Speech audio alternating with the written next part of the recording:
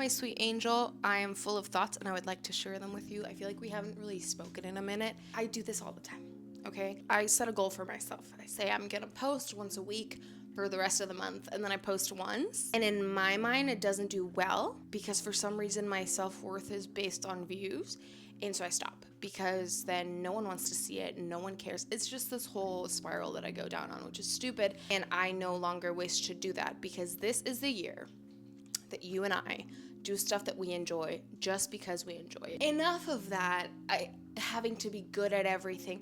We don't have to be good at everything. It's okay to be bad at things. And I'm learning that at almost 30 years old because I've always had the pressure to perform. As a Mexican woman, specifically, I've always felt this pressure to perform without overshadowing those around me, if you catch what I'm saying. I have to be good, but not too good that it's annoying. I have to be pretty, but not so pretty that it makes me seem shallow. I have to be skinny, but not skinny fat or not skinny bony or not too big, not too small. I have to take up the right amount of space, but no one tells me how much that is, but I'm always taking up too much, no matter the situation. So I've kind of grown up with that belief about myself, and I've grown up with the idea that women are too much while men are amazing and entrepreneurs and explorers. But if you're a woman, you're always trying to call attention to yourself, or you're being too loud, or no one likes smart girls, no one likes nerdy girls, it's like this whole no one likes women who wear too much makeup, no one likes women who look like slobs. It's like this never-ending rat race that you just cannot win. So this year I've decided that I do not give a fuck. I don't care. It's not in my interest to win this race or to even place in it. You know, I've learned that it's okay for me to suck, and it's also okay for me to be great at the things that I do. I don't need to be humble, and I don't need to make myself small. Yeah, I studied civil engineering, but it was not hard. Anyone could have done it. Bitch, it was hard. It was a really hard time, and not anyone could have done it, because if that was the case, they would have all done it. You don't hear men having that rhetoric or having those conversations. So I want this to be the year where we stop doing that. Stop minimizing your shit. Stop criticizing every single thing that you do, because that is my issue. This whole thing started because at the beginning of this year, I told myself, see, I'm finding shit about myself that I don't like because my hair looks wonky, but I shall continue because this is exposure therapy. At the beginning of the year, I told myself that I was going to start doing snail mail. This right here. Just for funsies, just because I like connecting with people. I think it's great. I think it's amazing. I just find it cool. I also wanted to test myself and see if I have any artistic ability. Found that I don't, but I still enjoy doing these things. So like my little recipes and journal prompts. But then I started putting pressure on myself, like a stupid amount of pressure. And I stopped doing things because they brought me joy and started doing them thinking people are not gonna like it, they're not gonna be good enough, so why would I send them out? If people who open them feel no excitement, they probably toss them in the trash. Why can't it be good? Why are we conditioned to always look at ourselves and our accomplishments and our hobbies and the things that we like in a negative light? I don't understand. Well, I guess I do understand. It's part of my personal DNA and upbringing, but I can change that. I'm almost 30. I have a beautiful life, genuinely, that all it lacks is a little bit more creativity. I feel like if I put myself out there and I learn a new skill without putting the pressure of what's gonna happen, then I can actually enjoy my life and actually do things that bring me not just joy, but comfort, and that become outlets for me. I think before I started putting all this stupid pressure on myself about the snail mail, I was genuinely enjoying it. I was finding ways to make stickers. I went all out and got different types of papers that I would have liked to receive. And then I started overthinking it and thinking that it wasn't getting the response that I wanted. People were not reaching out to me to say how much they loved their snail mail. And then I'm like, that's not what the fuck it's about. That's not what it is about at all. I feel like I place myself this level of importance that only lets me down. I think I kind of missed the point of what I was doing and lost the plot entirely, which is not what you want to be doing at all.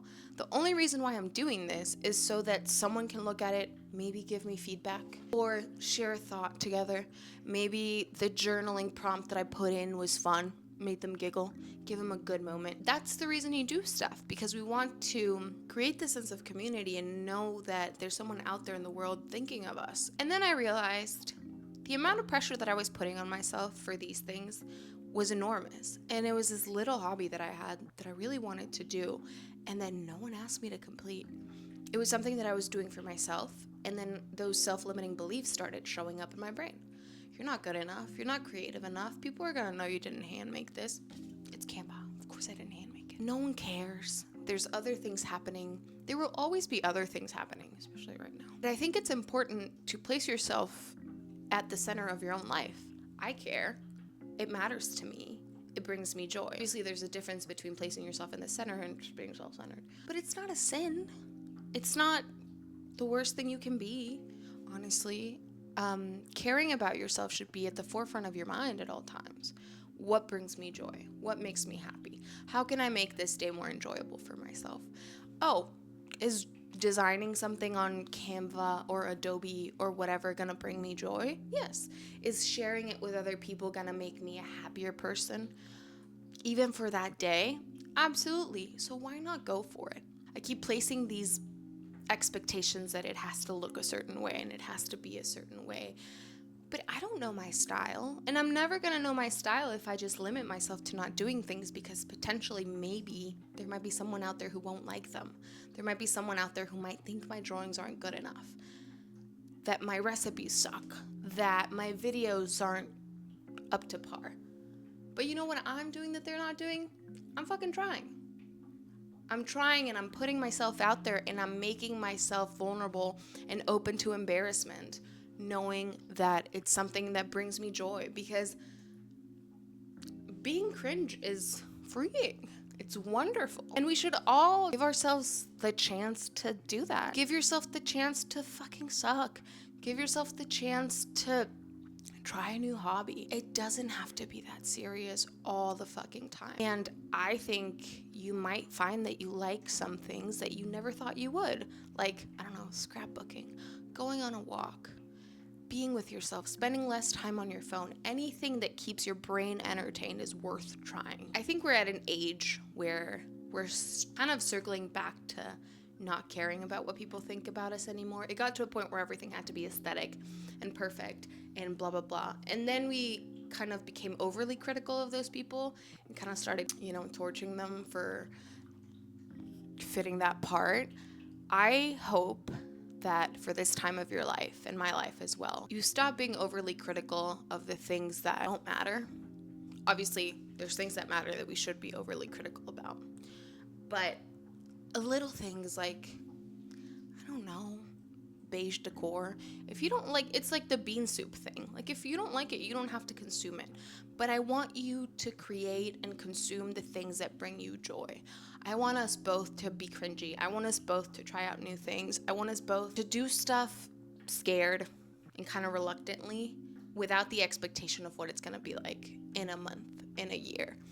Without thinking, what are people gonna say? What are they gonna think? How are they gonna receive it? Or, oh my God, only 35 people saw my video. Okay, that's cool. Are you kidding? 35 people sat through a video?